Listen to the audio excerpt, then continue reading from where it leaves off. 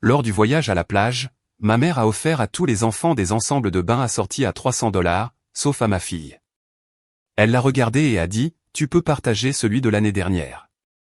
Ne fais pas de cinéma. » Puis elle a remis l'ensemble de rechange à l'enfant d'un voisin. Je n'ai pas fait de scène. J'ai juste pris la main de ma fille, emballé nos affaires et opéré un changement discret qui les frapperait sur toutes les factures dont ils dépendent. Bonjour à tous, avant de passer à la vidéo d'aujourd'hui, j'ai besoin de votre aide. Nous avons remarqué que la chaîne perd un peu de vitesse, et s'abonner est l'une des meilleures façons de nous soutenir. C'est rapide, et cela nous aide à continuer à vous proposer du contenu génial.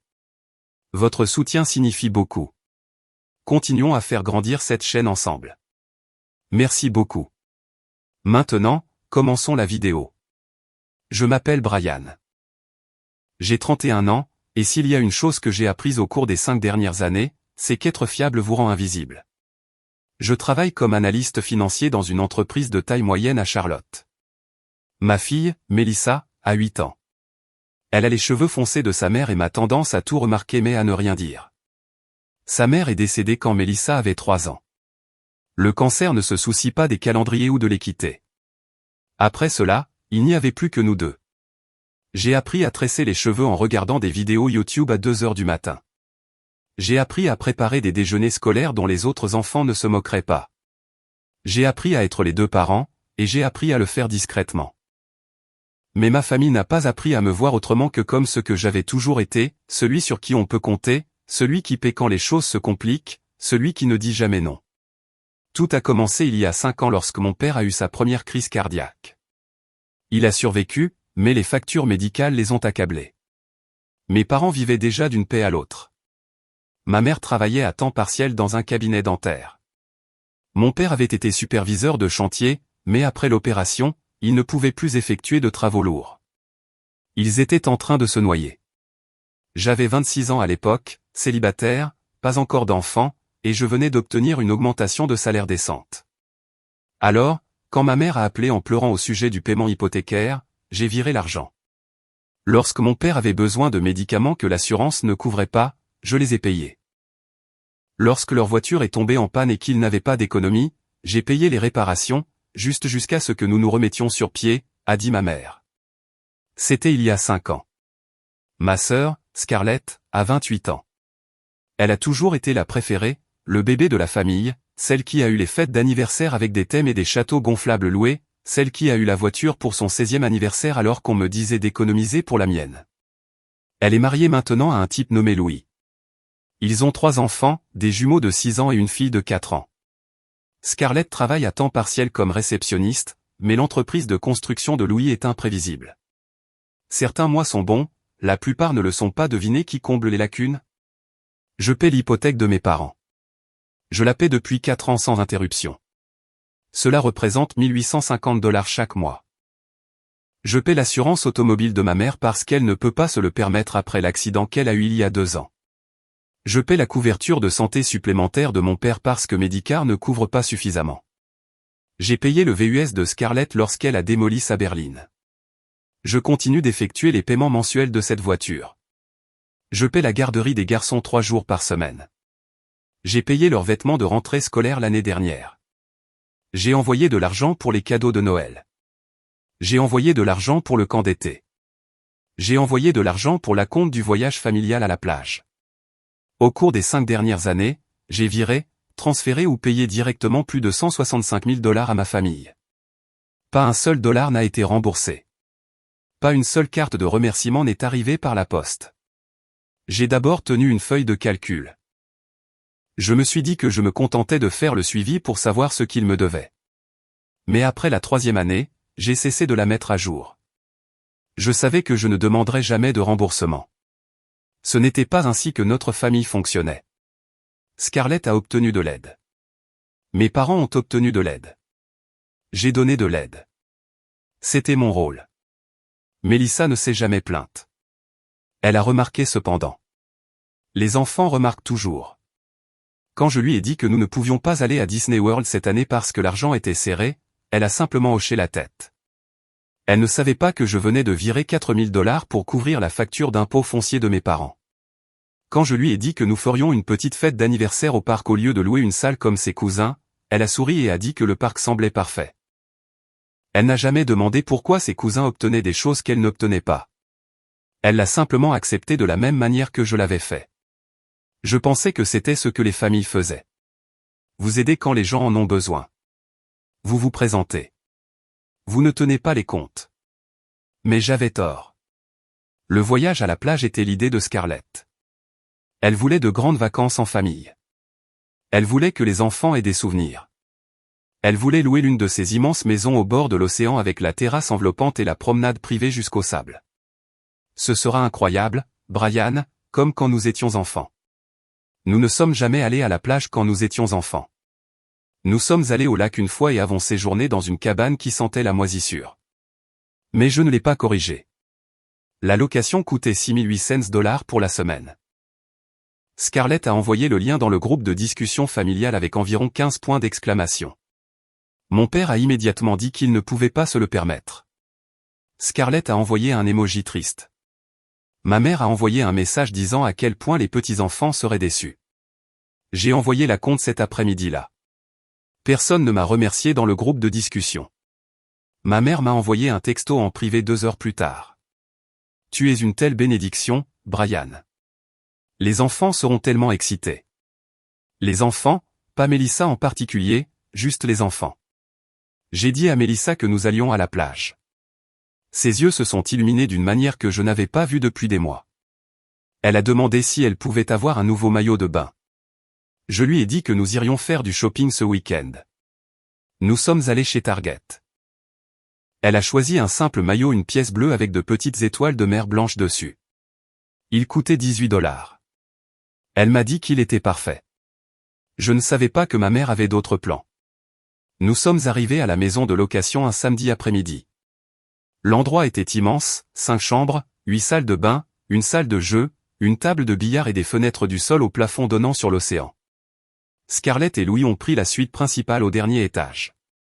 Mes parents ont pris la deuxième plus grande chambre. J'ai eu la petite chambre près de la buanderie avec Mélissa. Les jumeaux ont eu la chambre avec les lits superposés. La fille de Scarlett a eu la chambre avec le lit à baldaquin de princesse. Mélissa ne s'est pas plainte de la chambre. Elle était juste excitée de voir l'océan. Dimanche matin, ma mère a rassemblé tous les enfants sur la terrasse arrière. Elle avait des sacs de magasinage alignés sur la table de patio.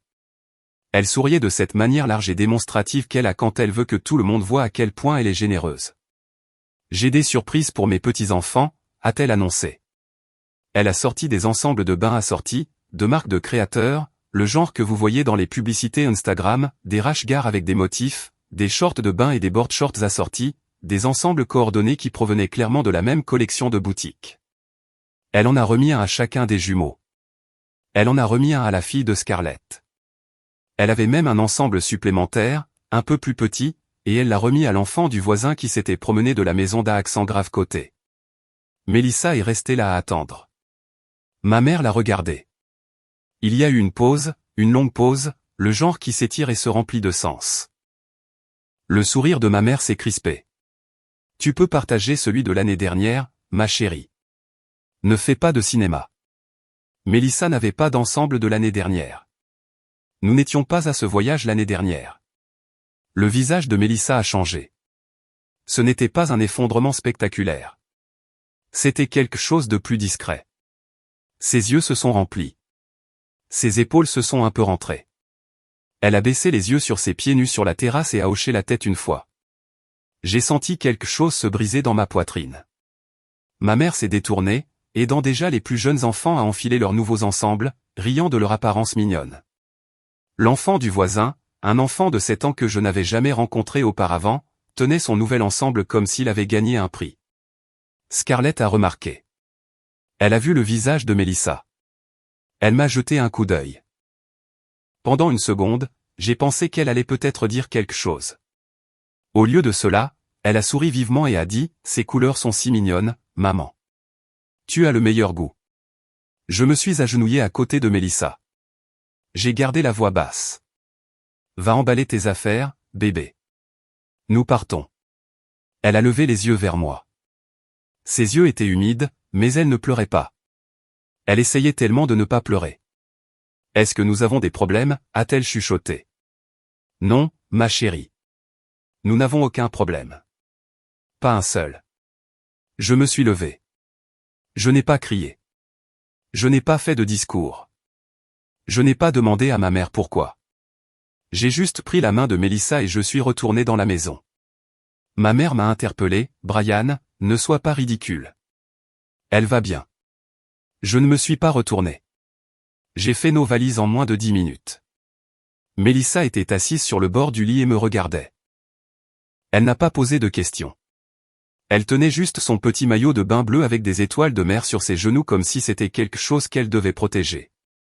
Quand nous sommes retournés dans la maison, mon père était dans la cuisine. Il a vu les sacs.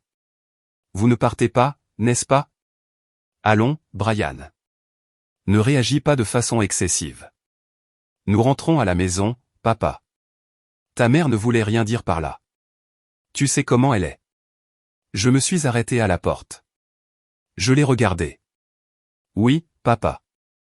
Je sais exactement comment elle est. Nous sommes partis. Mélissa n'a pas regardé en arrière. Moi non plus. Sur le chemin du retour, elle a été silencieuse pendant les 30 premières minutes. Puis elle a doucement demandé, ai-je fait quelque chose de mal? J'ai tendu la main et lui ai serré la main. Non, bébé. Tu n'as rien fait de mal. Pas une seule chose. Elle a hoché la tête et a regardé par la fenêtre. Quelques minutes plus tard, elle a dit, je ne voulais pas vraiment ce maillot de bain fantaisie de toute façon. Le mien a des étoiles de mer. J'aime les étoiles de mer. J'ai dû me ranger à une aire de repos parce que je ne voyais plus clairement la route. Quand nous sommes rentrés à la maison, j'ai mis Mélissa au lito. Elle était épuisée par l'émotion de la journée. Je me suis assis avec elle jusqu'à ce qu'elle s'endorme, sa main agrippée à ma manche comme elle le faisait quand elle était plus petite. Après qu'elle se soit endormie, je suis allé à mon bureau. J'ai ouvert mon ordinateur portable. J'ai sorti mes fichiers, feuilles de calcul, relevés bancaires, historique de paiement, transferts automatiques, paiements récurrents, comptes partagés, police d'assurance, tout. J'étais organisé parce que je suis un analyste financier. C'est ce que je fais. Je fais le suivi des chiffres. Je crée des systèmes. Je gère des portefeuilles. Pendant 5 ans, j'avais géré un portefeuille dont personne d'autre ne connaissait même l'existence. Ils pensaient que l'hypothèque était simplement payée. Ils pensaient que l'assurance était simplement renouvelée. Ils pensaient que les paiements de voiture étaient simplement réglés. Ils pensaient que tout se passait simplement, comme l'eau qui coule d'un robinet quand vous tournez la poignée. Ils n'ont jamais demandé d'où venait l'eau. J'ai regardé l'écran pendant longtemps. L'appartement était calme. Dehors, j'entendais le bourdonnement de la circulation et le bruit lointain de la télévision de quelqu'un à travers les murs minces. Des bruits normaux, les bruits d'un dimanche soir ordinaire, mais plus rien ne semblait normal. J'ai pensé au visage de Mélissa. J'ai pensé à la façon dont elle essayait de ne pas pleurer. J'ai pensé à la façon dont ma mère l'avait regardée, non pas avec affection ou amour, mais avec dédain, comme si Mélissa était un inconvénient, une complication, moins que. J'ai pensé à 5 années de paiement, 5 années à être le filet de sécurité, 5 années à être pris pour acquis, 5 années de silence parce que je ne voulais pas causer de problème. Je ne voulais pas être difficile. Je voulais être le bon fils, le frère fiable. Je voulais croire que l'amour n'était pas conditionnel, que la famille n'était pas transactionnelle. Mais en regardant ma mère remettre cet ensemble de bains à l'enfant d'un étranger alors que ma fille était là à attendre, j'ai compris quelque chose que je refusais de voir. Pour eux, je n'étais pas de la famille. J'étais un service. J'ai ouvert le compte hypothécaire. Mon nom figurait sur le paiement automatique. J'étais inscrit comme utilisateur autorisé sur leur compte bancaire. Je pouvais voir chaque transaction. Je pouvais voir mes 1850 $ arriver le premier de chaque mois comme sur des roulettes. J'ai fait défiler l'historique, 4 ans, 48 paiements. Cela faisait 88 800 $ juste pour leur maison. J'ai ouvert l'assurance automobile, mon nom, ma carte de crédit, 240 $ par mois depuis 3 ans. Cela faisait encore 8 640 $. J'ai ouvert le compte de paiement de voiture pour le VUS de Scarlett, mon prêt, mon crédit, ma signature, 520 $ par mois pendant 2 ans et demi. Cela faisait 15 600 $. J'ai ouvert la police d'assurance maladie supplémentaire pour mon père, mon mode de paiement, 380 $ par mois pendant 3 ans. Cela faisait 13 680 $. J'ai ouvert les comptes de services publics où j'étais inscrit comme payeur de secours, les services de diffusion en continu que je payais parce que ma mère voulait regarder ses émissions, le forfait téléphonique où je couvrais 3 lignes, le prélèvement automatique de la garderie. J'ai ouvert une nouvelle feuille de calcul. J'ai créé 8 colonnes, nom du compte, numéro de compte, montant du paiement, fréquence du paiement, total payé à ce jour, processus d'annulation, date d'annulation, numéro de confirmation. J'ai travaillé jusqu'à 2 heures du matin. Au moment où j'ai fermé l'ordinateur portable, j'avais un plan. Ce n'était pas bruyant. Ce n'était pas dramatique. C'était juste une série d'actions administratives, de petits interrupteurs actionnés dans le bon ordre, de courriels envoyés au bon service, d'appels passés aux bonnes lignes de service à la clientèle. J'étais bon dans les détails. C'était mon travail, gérer des systèmes financiers complexes, identifier l'exposition au risque, restructurer des portefeuilles. J'étais sur le point de restructurer le leur. J'ai pensé à appeler ma mère. J'ai pensé à expliquer. J'ai pensé à lui donner une chance de s'excuser, de réparer, de voir ce qu'elle avait fait. Mais ensuite, je me suis souvenu à nouveau du visage de Mélissa, et j'ai décidé que certaines leçons sont mieux apprises par les conséquences que par les conversations. Lundi matin, j'ai emmené Mélissa à l'école. Elle m'a serré très fort dans ses bras avant de sortir de la voiture. Je lui ai dit que je l'aimais. Elle a dit qu'elle m'aimait aussi. Puis je suis allé travailler. Je m'occupe de la restructuration financière pour les clients de petites entreprises. J'analyse les problèmes de flux de trésorerie. J'identifie les inefficacités. Je présente des solutions. Je suis très bon dans ce domaine. Ce jour-là, j'ai appliqué ces mêmes compétences à ma propre situation. Premier appel, société de crédit hypothécaire. J'ai expliqué que je devais me retirer du système de paiement automatique. Le représentant a demandé si je voulais mettre à jour le mode de paiement ou simplement annuler le prélèvement automatique. J'ai dit annuler. Elle a demandé si je voulais aviser le titulaire principal du compte. J'ai dit que ce ne serait pas nécessaire. Elle a traité la demande. Elle prendrait effet immédiatement. Le prochain paiement dû dans 6 jours ne serait pas traité à moins que mes parents ne fassent le paiement manuellement eux-mêmes. Numéro de confirmation enregistré. Deuxième appel, compagnie d'assurance automobile. J'ai expliqué que je devais supprimer mon mode de paiement et annuler la police sur le véhicule secondaire. Le représentant a demandé si je voulais transférer la police à un autre payeur. J'ai dit non. Elle m'a averti que l'annulation serait immédiate et pourrait affecter la couverture de l'autre partie. J'ai confirmé que je comprenais. Elle l'a traité. Numéro de confirmation enregistré. Troisième action, portail de prêt automobile. Je me suis connecté. J'ai mis à jour mes coordonnées pour que ma mère et ma sœur ne reçoivent plus de rappels de paiement. J'ai configuré le compte pour que les paiements manqués ne me contactent pas pour une sauvegarde. J'ai programmé l'annulation du prélèvement automatique avec effet immédiat. Le prochain paiement ne sera pas traité. Après 2 paiements manqués, le prêt sera en défaut et le véhicule sera signalé pour reprise de possession. Quatrième appel, régime supplémentaire d'assurance maladie. J'ai expliqué que je devais annuler mon autorisation de paiement. Le représentant a essayé de me convaincre de transférer le régime. J'ai refusé. Le régime prendrait fin à la fin du cycle de facturation dans 12 jours. Numéro de confirmation enregistré. J'ai fait une pause. J'ai déjeuné à mon bureau, un sandwich à la dinde que Mélissa m'avait aidé à préparer ce matin-là. Elle avait insisté pour ajouter des cornichons supplémentaires parce qu'elle disait que les cornichons amélioraient tout. J'ai pensé à sa logique. Peut-être qu'elle avait raison. J'ai sorti les comptes de service public. J'ai supprimé ma sauvegarde de paiement. J'ai appelé les services de diffusion en continu et j'ai annulé les abonnements au forfait familial. J'ai appelé le fournisseur de services téléphoniques et j'ai supprimé les 3 lignes supplémentaires de mon compte. Ces téléphones cesseraient de fonctionner dans 72 heures.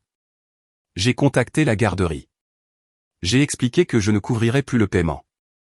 Ils ont demandé si je voulais en informer l'autre partie.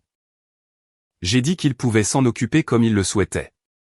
À 16 heures, j'avais passé 14 appels, envoyé 9 courriels et mis à jour 12 comptes. Pas une seule personne de ma famille ne le savait encore. Tout fonctionnait encore. Les lumières étaient encore allumées. Le téléphone fonctionnait encore. Les voitures démarraient encore. Mais les fondations avaient été enlevées. Dans 6 jours, le premier paiement serait rejeté. Dans 12 jours, l'assurance prendrait fin. Dans 2 semaines, les téléphones deviendraient noirs. C'était comme regarder une tour de Jenga après avoir retiré les blocs du bas. Elle tient encore, mais seulement pour un moment. Je suis allé chercher Mélissa à l'école. Elle m'a parlé de sa journée. Elle m'a parlé du livre qu'il lisait en classe. Elle m'a dit que sa meilleure amie, Samantha, avait partagé sa collation parce que Mélissa avait oublié la sienne. J'ai dit à Samantha, merci. Mélissa a dit, c'est important de dire merci quand les gens sont gentils avec toi. Je l'ai regardé dans le rétroviseur. C'est vraiment le cas, bébé. C'est vraiment le cas. Ce soir-là, j'ai reçu mon premier texto de ma mère. Brian, es-tu toujours contrarié à cause d'hier? Tu sais, j'aime Mélissa. Je pensais juste que les autres enfants seraient plus excités par les ensembles assortis. Appelle-moi quand tu auras le temps. Je l'ai lu 2 fois. Je n'ai pas répondu. 3 heures plus tard, un autre texto de Scarlett. Et, ne sois pas fâché contre maman. Elle ne voulait pas blesser les sentiments de Mélissa. Tu sais comment elle est. Laisse tomber. J'ai regardé ce texto pendant longtemps. Laisse tomber, comme si c'était mon travail d'absorber la douleur, d'arranger les choses, de faire comme si cela n'avait pas d'importance. J'ai supprimé les 2 messages sans répondre. Mardi matin, je me suis réveillé tôt. J'ai fait des crêpes à Mélissa. Nous avons pris le petit déjeuner ensemble et nous avons parlé de son prochain projet scientifique. Elle voulait construire un volcan. Je lui ai dit que nous irions au magasin d'artisanat ce week-end. Elle m'a souri au-dessus de son jus d'orange. Tu es le meilleur papa. Je lui ai souri en retour, mais quelque chose dans ma poitrine s'est serré. Tu es la meilleure fille. Après l'avoir déposée, j'ai passé 3 autres appels. J'ai finalisé les dernières annulations. J'ai mis à jour mon dépôt direct au travail afin que mes chèques de paie ne soient plus visibles pour quiconque avait accès aux informations de mon ancien compte bancaire. Je m'effaçais de leur système, une transaction à la fois. Mercredi, tout était en mouvement. La tour était toujours debout, mais le compte à rebours avait commencé. J'ai attendu. La première fissure est apparue jeudi. J'étais au travail quand mon téléphone a commencé à sonner. Ma mère. J'ai laissé passer à la messagerie vocale. Elle a rappelé. J'ai refusé. Elle a appelé une 3e fois. J'ai mis mon téléphone en mode silencieux. 20 minutes plus tard, Scarlett a appelé. Je n'ai pas répondu. 1 heure après cela, mon père a appelé. J'ai regardé son nom clignoter sur l'écran, puis disparaître. Quand je suis rentré à la maison, j'avais 17 appels manqués et 9 textos. Je les ai lus pendant que Mélissa regardait des dessins animés dans le salon. Maman, Brian, appelle-moi tout de suite. Le paiement hypothécaire n'a pas été effectué. La banque dit que le paiement automatique a été annulé. Appelle-moi. Maman, Brian, c'est sérieux. Rappelle-moi. Scarlett, maman panique à cause de l'hypothèque. As-tu changé quelque chose? Scarlett, Brian, réponds à ton téléphone. Papa, fils, ta mère est très contrariée. Quoi qu'il se passe, parlons-en. Maman, je ne comprends pas ce qui se passe. La compagnie d'assurance vient d'appeler et a dit que la police est annulée. As-tu fait ça? Maman, Brian, tu me fais peur. S'il te plaît, appelle. J'ai posé mon téléphone. Je ne me sentais pas en colère. Je ne me sentais pas coupable. Je me sentais calme. J'ai préparé le dîner, des spaghettis aux boulettes de viande. Le plat préféré de Mélissa. Nous avons mangé ensemble à la table de la cuisine. Elle m'a parlé d'un garçon dans sa classe qui avait apporté un lézard de compagnie pour la présentation. C'était tellement cool. Papa, pouvons-nous avoir un lézard? Peut-être pour ton anniversaire, ai-je dit. Après le dîner, je lui ai donné un bain. Je lui ai lu 2 chapitres du livre sur lequel nous travaillions. Je l'ai bordé et j'ai embrassé son front. Je t'aime, Mélissa. Je t'aime aussi, papa. Quand je suis revenu au salon, mon téléphone était de nouveau allumé. 6 autres appels, 4 autres textos. J'ai ouvert les messages. Maman, le paiement de la voiture n'a pas été effectué non plus. Brian, qu'as-tu fait? Scarlett, tu dois appeler maman tout de suite. Elle a une crise de panique. Papa, Brian, je ne sais pas ce qui s'est passé, mais nous pouvons arranger ça. Appelle-nous. Maman, s'il te plaît.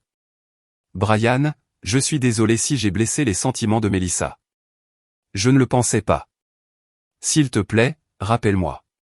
J'ai lu ce dernier message 3 fois. Si j'ai blessé les sentiments de Melissa, si, Pape, je suis désolé d'avoir blessé Melissa. Pape, j'avais tort.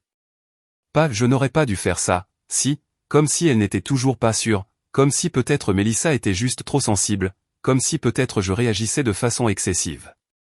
J'ai tapé une réponse. Je l'ai supprimée. J'en ai tapé une autre. J'ai supprimé celle-là aussi. Finalement, j'ai écrit « J'ai besoin d'espace en ce moment ». J'ai appuyé sur envoyer. 10 secondes plus tard, mon téléphone a sonné. Ma mère. J'ai refusé l'appel. Elle a rappelé immédiatement. J'ai refusé à nouveau. Un SMS est arrivé. Espace. Qu'est-ce que ça veut dire? Brian, il faut qu'on parle de ça tout de suite. Tu ne peux pas tout annuler comme ça sans explication. J'ai éteint mon téléphone. Je suis resté assis longtemps dans le salon sombre. La seule lumière venait du lampadaire dehors, filtrant à travers les stores et dessinant de douces rayures sur le sol. J'ai repensé à toutes les fois où j'avais répondu au téléphone à minuit parce que ma mère avait besoin de quelque chose. Toutes les fois où j'avais viré de l'argent en moins d'une heure après avoir reçu un SMS paniqué, toutes les fois où j'avais réorganisé mon budget, mes plans, ma vie parce qu'ils avaient besoin de moi. Et j'ai pensé que rien de tout cela n'avait d'importance quand Melissa avait besoin d'eux. Pas d'eux, juste de ma mère.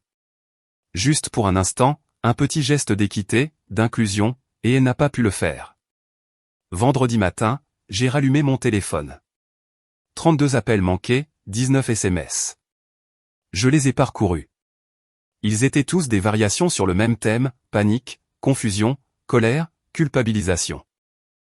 Quelques excuses enfouies dans le désespoir, mais elles sonnaient creuses, des excuses transactionnelles destinées à rétablir les services, pas à restaurer la relation. Un SMS de Scarlett s'est démarqué. Je ne sais pas ce que tu crois prouver, Brian, mais tu fais du mal à maman et papa. Ils n'ont rien fait pour mériter ça. J'ai regardé ce message fixement. Ils n'ont rien fait. C'était ça le problème, n'est-ce pas? Ils n'ont rien fait. Pas quand Melissa a été exclue, pas quand j'ai tout payé, pas quand je me suis effacé pour faire de la place à leur confort. Ils n'ont rien fait. Et c'est précisément pour ça que je faisais ça. Samedi, j'ai emmené Melissa au parc. Nous avons nourri les canards. Nous avons mangé une glace. Nous nous sommes assis sur les balançoires et avons parlé de choses sans importance. C'était une bonne journée. Mon téléphone est resté dans ma poche, en mode silencieux. Quand nous sommes rentrés à la maison, il y avait 3 messages vocaux. Le premier était de mon père. Sa voix était tendue, fatiguée. Brian, je ne sais pas ce qui se passe avec toi, mais il faut que ça cesse. Ta mère est au bout du rouleau. La banque a envoyé un avis de retard sur l'hypothèque. La compagnie d'assurance ne veut pas rétablir la police sans un paiement complet d'avance. On n'a pas les moyens. Quoi que tu essaies de prouver, tu as fait ton effet. Maintenant, répare ça. Le deuxième était de Scarlett. Elle pleurait. Brian, la garderie m'a appelé. Ils ont dit que tu avais arrêté de payer. Je ne peux pas me le permettre toute seule. Louis vient de perdre un chantier. Je ne sais pas quoi faire. Je suis désolé. D'accord, je suis désolé pour les stupides ensembles de bains. C'est ça que tu veux entendre? Rappelle-moi. Le troisième était de ma mère. Elle ne pleurait pas. Elle était en colère. Brian, je t'ai élevé mieux que ça. On n'abandonne pas sa famille à cause d'une dispute insignifiante. Ton père et moi avons été là pour toi toute ta vie. Nous avons pris soin de toi. Nous t'avons tout donné. Et c'est comme ça que tu nous remercies, en nous laissant nous noyer? Rappelle-moi et répare ce bordel que tu as créé, ou ne te donne même pas la peine d'appeler. J'ai enregistré les 3 messages. Puis j'ai ouvert mon ordinateur portable. J'ai ressorti mes relevés. J'ai regardé les chiffres, les dates, les montants. 5 ans de documentation. J'ai ouvert un nouveau document. J'ai commencé à taper. Ça m'a pris 3 heures. Quand j'ai eu fini, j'avais un récapitulatif de 15 pages, chaque paiement, chaque virement, chaque compte, chaque facture, le montant total, la chronologie, le contexte, les schémas. J'ai inclus des captures d'écran, des relevés bancaires, des emails de confirmation, des historiques de prélèvements automatiques. Je n'ai pas inclus de commentaires émotionnels. Je n'en avais pas besoin. Les chiffres racontaient l'histoire. À la fin, j'ai ajouté un paragraphe. Pendant 5 ans, j'ai discrètement financé la stabilité financière de cette famille. Je l'ai fait parce que je pensais que c'était ça, l'amour. Je pensais que le sacrifice sans reconnaissance était noble. J'avais tort. L'amour n'est pas à sens unique. La famille n'est pas un secteur de service. Quand ma fille a été exclue et humiliée, j'ai réalisé que mon rôle dans cette famille n'était pas celui de fils ou de frère. C'était celui de distributeur automatique. Ce document représente la fin de ce rôle. Je ne reprendrai pas les paiements. Je ne fournirai pas de renflouement. Je ne répondrai pas à la culpabilisation, à la manipulation ou aux exigences. Je vous souhaite à tous de réussir à gérer vos propres responsabilités financières à l'avenir. J'ai enregistré le document au format PDF. Puis je l'ai joint à un email. Je l'ai adressé à ma mère, à mon père et à Scarlett. Ligne d'objet, documentation financière, 2019 à 2024. Je suis resté longtemps à regarder le bouton envoyer. Mélissa est entrée dans la pièce. Elle est montée sur mes genoux même si elle était en train de devenir trop grande pour ça. Elle a posé sa tête contre ma poitrine.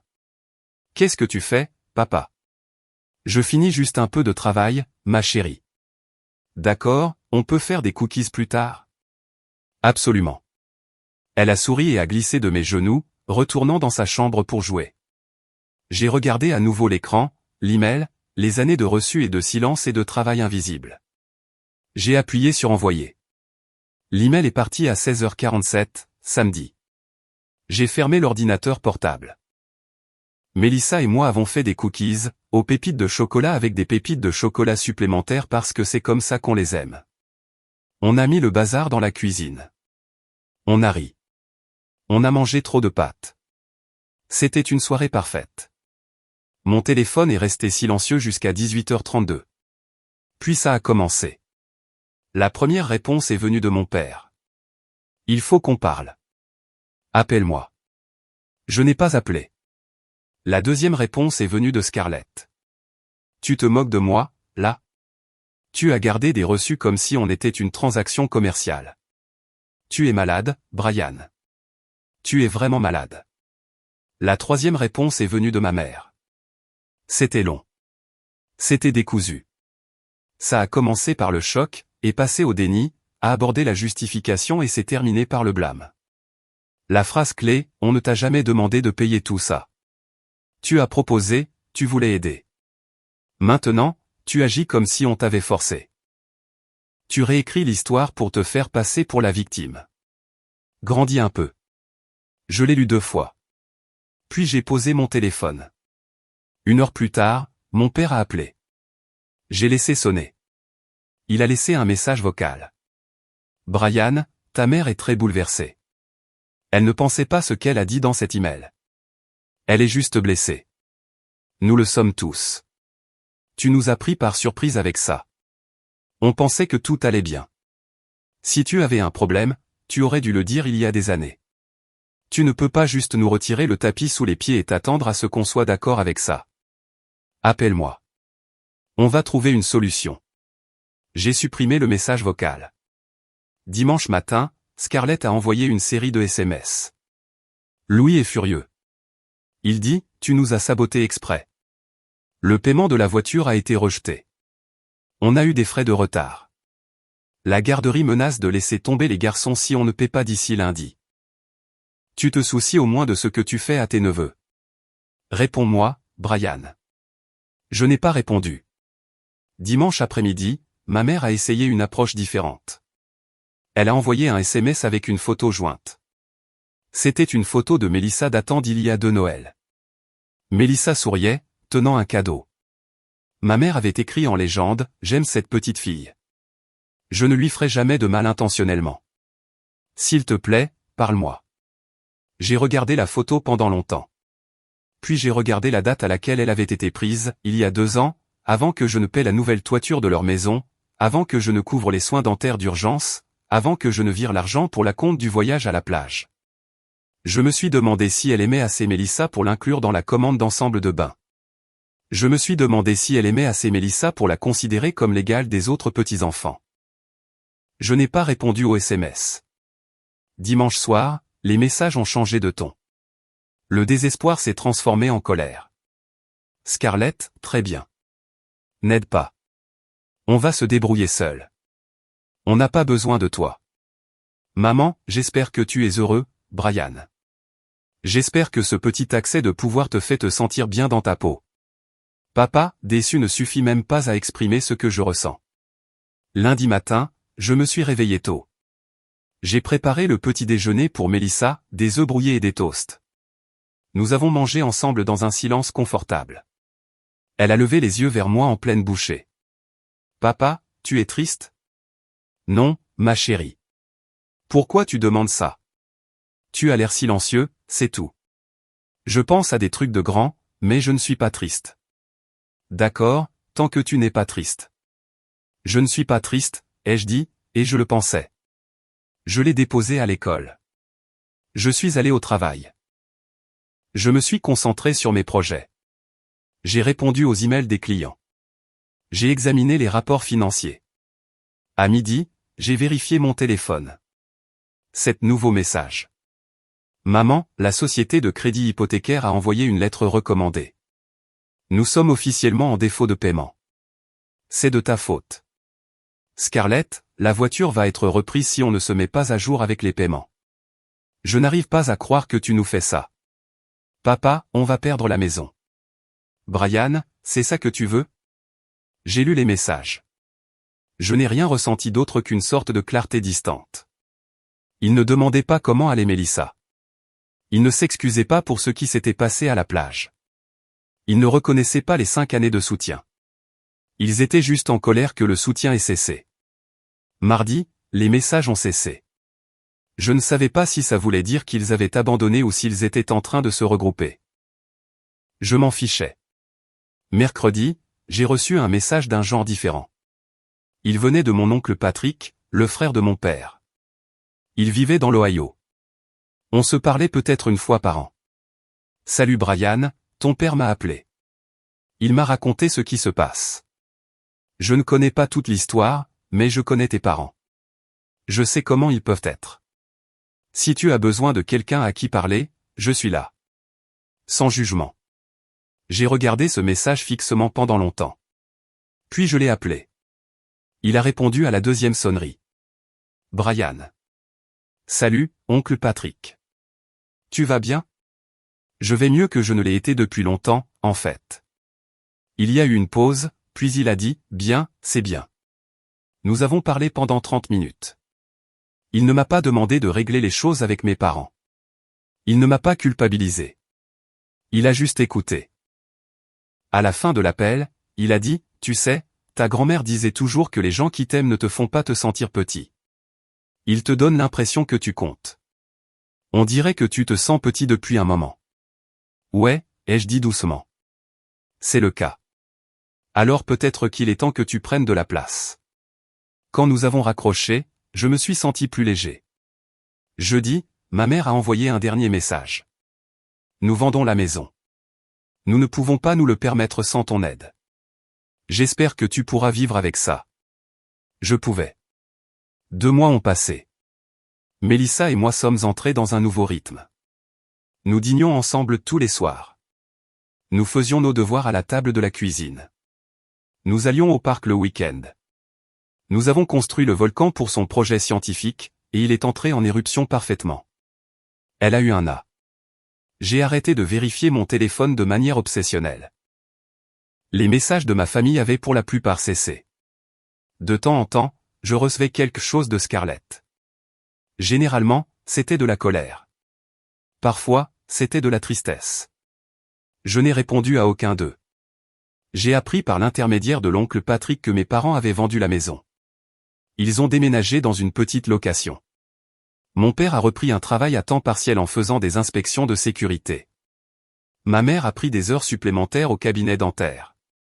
Scarlett et Louis ont emménagé chez les parents de Louis pour économiser de l'argent. La situation de la garderie s'est réglée d'une manière ou d'une autre. Je n'ai pas demandé comment. Je ne me suis pas senti coupable. Je m'y attendais, mais je ne me suis pas senti coupable. Je me suis senti libre. Un samedi après-midi, Mélissa et moi étions à l'épicerie. Elle poussait le chariot et faisait semblant d'être un pilote de course. Nous rions de quelque chose de stupide quand j'ai entendu une voix familière derrière moi. Brian. Je me suis retourné. C'était Scarlett. Elle avait l'air fatiguée. Ses cheveux étaient tirés en arrière en une queue de cheval désordonnée. Elle avait des cernes sous les yeux. Elle tenait une boîte de céréales générique. Scarlett. Salut. Elle a jeté un coup d'œil à Mélissa. Salut, Mélissa. Mélissa a levé les yeux vers sa tante. Elle n'a pas souri.